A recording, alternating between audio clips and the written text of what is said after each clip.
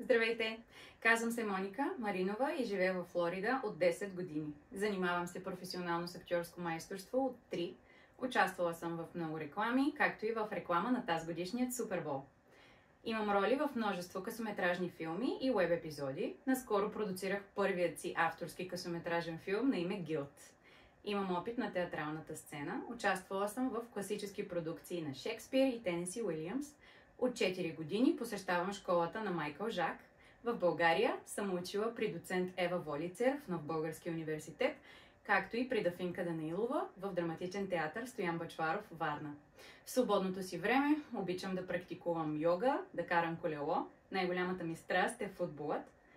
Умея да чета на 9 езика, владея английски перфектно и ми се отдават много различни акценти.